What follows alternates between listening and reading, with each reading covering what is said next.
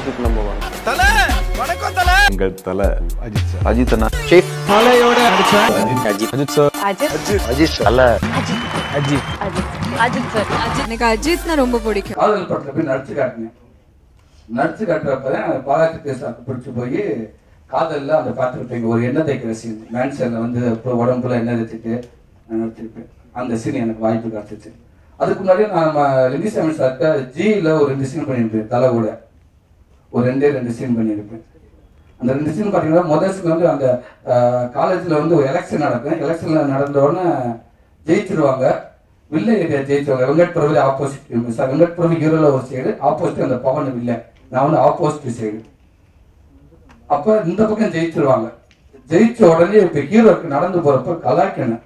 அப்போ நான் கொஞ்சம் அப்போ ஆர்வம் அஜித் சார் நடந்து போகிறப்ப கொஞ்சம் பயங்கரமாக ரொம்ப கொஞ்சம் ஆர்வம் வாயில் என்ன வார்த்தை வந்துச்சுன்னே தெரியல. அப்படி பேசிட்டேன்.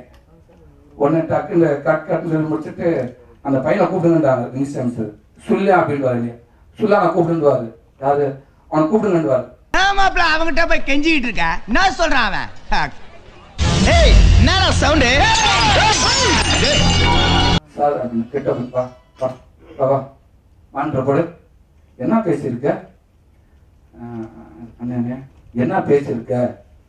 அஜித் சார் பக்கத்தில் நிற்கிறாங்க எல்லாரும். என்ன பேசுன? இல்லை சார் ஹீரோ பேர் வாசு.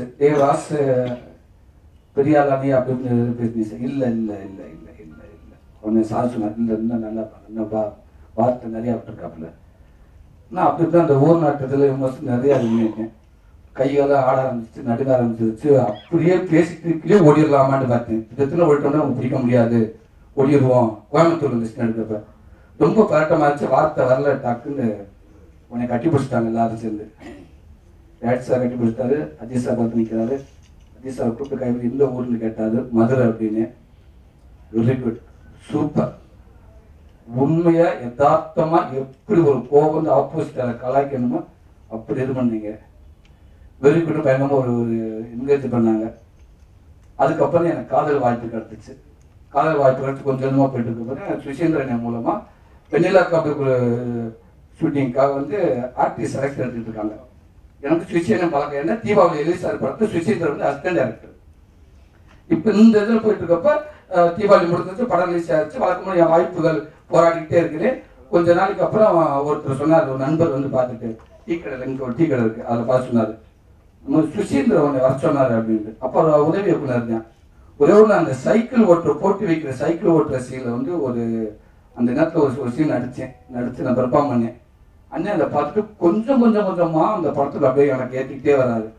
கொஞ்சம் கொஞ்சமாக ஏற்றிட்டு பொர்ட்டா சீனை வந்து கடைசி எனக்கு வச்சாரு.